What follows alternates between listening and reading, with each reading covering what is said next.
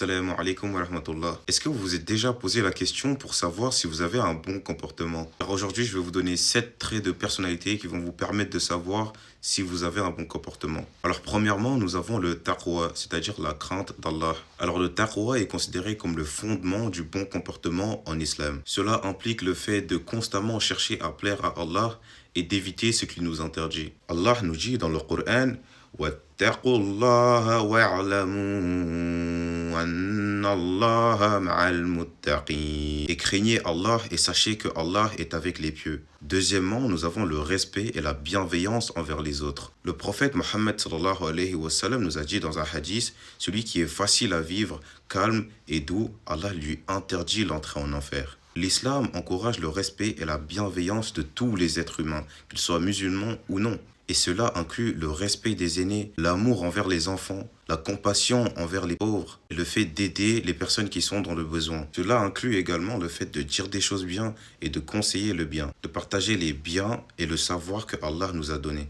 Troisièmement, nous avons la justice et l'équité. Allah nous dit: ô mes serviteurs, je me suis interdite l'injustice à moi-même. Je vous l'ai également interdite. Ne soyez donc pas injustes les uns envers les autres. Donc en islam, il faut traiter les gens avec équité, ne pas les opprimer et ne pas favoriser certains individus. Il faut aussi apprendre à se mêler de ses affaires et ne pas parler d'autrui. Quatrièmement, nous avons la patience et la maîtrise de soi. Allah nous dit dans la sourate Al-Baqarah: et cherchez secours dans la patience et la prière. C'est difficile, sauf pour les humbles. Donc en islam, il faut apprendre à être patient et se maîtriser face aux difficultés et aux épreuves. Cinquièmement, nous avons l'honnêteté et l'intégrité. Et cela inclut l'honnêteté dans les paroles, dans les actions et les transactions commerciales. Le prophète Mohammed sallallahu alayhi wa sallam a dit: certes, tous les commerçants seront ressuscités le jour du jugement dernier comme étant des pervers, sauf celui qui craint Allah, qui a fait preuve de piété et a été véridique. Je sais que c'est pas facile, mais il faut apprendre à dire la vérité.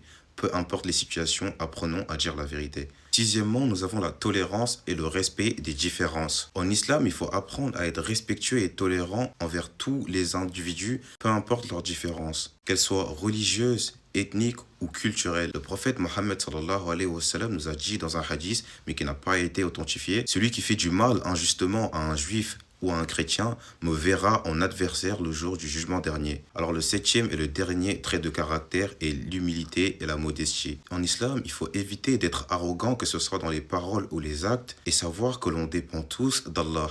Allah nous dit dans le Coran: et ne détourne pas ton visage des hommes, et ne marche pas sur terre avec arrogance, car Allah n'aime pas les arrogants et les vantards. Donc ce sont les 7 points qui vont vous permettre de savoir